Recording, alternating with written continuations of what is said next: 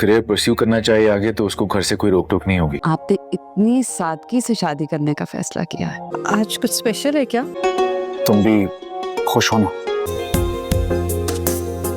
Drama serial रहमत के आने वाले एपिसोड में आप लोग देखेंगे शायान साहब ने जो कुछ सोच रखा था परिचय के लिए और जिस तरह उसके लिए टर्मिनेशन लेटर का फैसला जारी किया था। जब शायान साहब को इस बात का पता चला कि परिचय की तरफ से तो लोन क्लियर हो चुका है तो शायान साहब यहाँ पर परेशान हो गए और उन्हें समझ नहीं आया कि अचानक इतनी जल्दी परिचय ने लोन कैसे पे किया। लेकिन उन्हें इस बात का शक जरूर गया होगा कि ये लोन परिचय ने नहीं बल्कि उसकी तरफ से पारी ने पे किया होगा। फिर यहाँ पर तो शायान साहब को जो कुछ भी समझ में आया उन्होंने भी इस बात को वहीं पर ही खत्म कर दिया। दूसरी तरफ परिचय वैसे ही बारी के साथ ऑफिस में काम करना शुरू कर देती है और बारी भी उसके साथ काम करना लग जाता है। और जो मिसअंडरस्टैंडिंग परिचय को हुई थी बारी की तरफ से, यहाँ पर वो उससे काफी ज्यादा खफा हो चुकी थी, लेकिन यहाँ पर अब बारी उससे काफी ज्यादा सॉरी कर रहा है और परिचय का मूड काफी लाइट करने की कोशिश कर रहा है उससे सॉरी कर करके। परिचय बारी की ये हरकतें देखकर उसे भी काफी हंसी आने लगती है कि आखिरकार बारी सर मेरे बॉस है, मेरे सामने ये किस तरह की हरकतें कर रहे हैं, क्योंकि परिचय भी कहीं ना कहीं समझती है कि ये इंसान जरूर कहीं ना कहीं मुझसे मोहब्बत कर बैठा है, इसलिए ये मेरी इतनी बातें बर्दाश्त करता है और मेरे सामने उल्टी सीधी हरकतें करता है। फिर यहाँ पर तो वो अपनी हंसी छुपा लेती है, लेकिन बारी उसे हंसते हुए देख लेता है और उससे कहता है तुम हंसते हुए कितनी प्यारी लगती हो। ये बात परिचय को अच्छी लगती है, लेकिन उस वक्त भी वो बारी को रूड बिहेवियर दिखाती है। वहीं दूसरी तरफ इनाया की हकीकत बारी के सामने आ गई। जो तस्वीरें इनाया ने खिंचवाई थी परी की, वो बारी के हाथों लग गई हैं